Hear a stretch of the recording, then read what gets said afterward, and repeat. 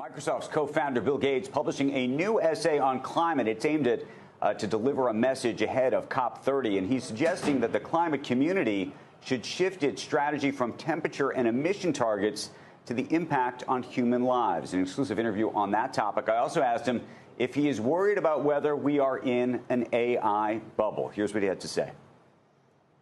We need to define bubble. If what we mean is like tulips in the Netherlands, that they eventually looked back and said, what the heck, there was nothing there.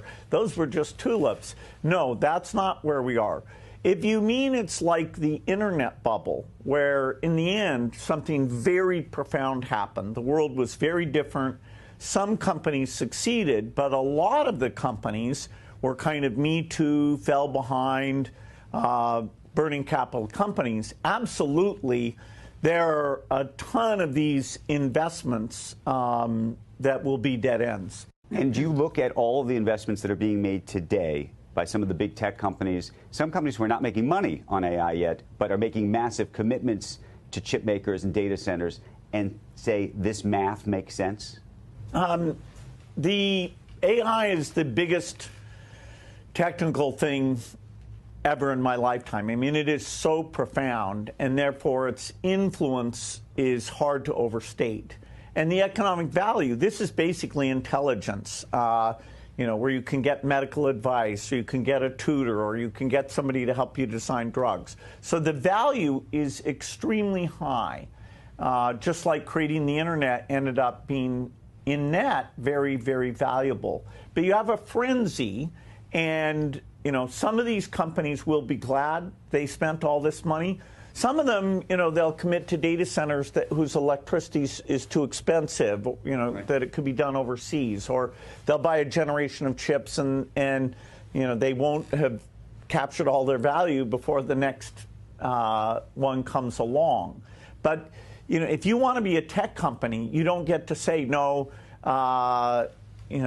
Let's check out of this race. What do you think the public appetite for this is ultimately going to be? And I ask because I think there's concerns about two things that are happening right now. One is energy costs. So there's a whole bunch of places where people want to put data centers, and the community says, no, we don't want this because we don't want to have to spend more money for power to power our own homes. At the same time, they're worried that if they actually are successful, they'll also lose their jobs.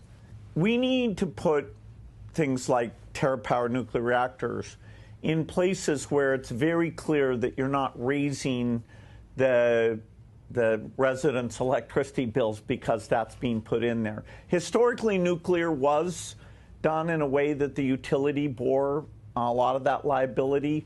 That business model won't get repeated. So we need to make sure to pick locations where the economics and the political acceptance is very, very strong. We don't have permission to drive up people's electricity costs.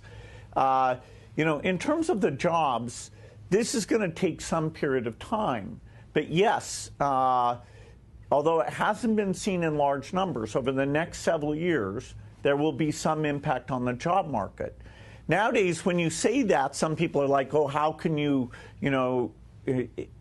say that? Isn't that going to slow the U.S. down in this race? But it's only honest for people to speak frankly about the fact this will have a big effect on the job market.